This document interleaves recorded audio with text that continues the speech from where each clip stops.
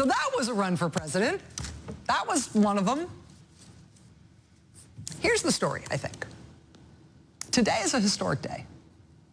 Not because we haven't had inconceivable runs for the American presidency before.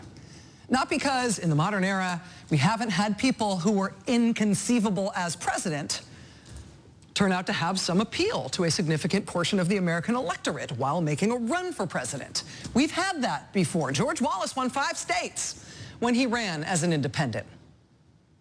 Ross Perot got 1/5 of the vote nationwide when he ran as an independent. Pat Buchanan won almost 1/4 of the Republican vote for the Republican nomination while he was running against a sitting Republican president for that nomination. But you know what? None of them did it. Not only did none of them ever become president, none of them ever captured the nomination of one of our country's 2 major parties. Not even close. But the man who we can now officially call the Republican Party's presumptive presidential nominee, this year, he did it. And he did it without breaking too much of a sweat. Turns out it wasn't that hard. On the political calendar, it took Donald Trump 8 days longer to wrap up the Republican nomination than it took old George Romney's son to wrap up the nomination 4 years ago. 8 extra days is all it took for a candidate like Trump to get it this year as compared to a candidate like Mitt Romney 4 years ago.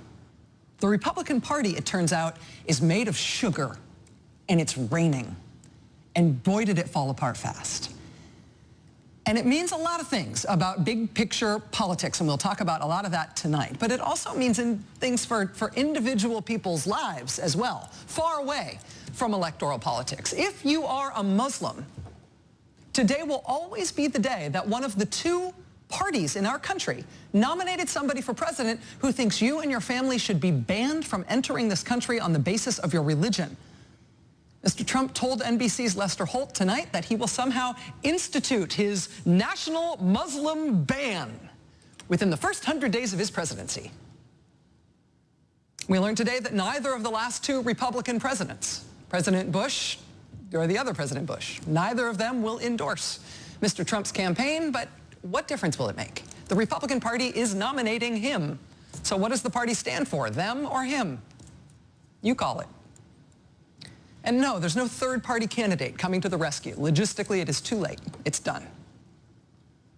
Yesterday, on the same day he accused the father of Senator Ted Cruz of being in on the JFK assassination, Donald Trump effectively ended that same day, that same night, with the Republican Party's nomination for president in hand. That was yesterday. And now today, as the presumptive nominee, he does start to get treated differently. I mean, now starts a process that will see him ultimately get RNC staff and RNC money. He will start to get control of the Republican Party's bureaucratic apparatus to use for his own purposes. Yesterday, he was accusing Ted Cruz's dad of being in on the JFK assassination. Now, he's about to start getting classified CIA briefings as the Republican Party's nominee for president. All sorts of people have run for president in our great nation. Good and bad. What has never happened before is that one of the 2 parties in the 2-party system of the oldest and most successful major democracy on earth, the world's lone superpower, one of the 2 parties in that system, in our political system, somehow became vulnerable and weak enough to be taken over this time, to lose to this guy. That's new. That has never been, we never knew this would befall us. This has never happened before to our country. This is history. God bless America.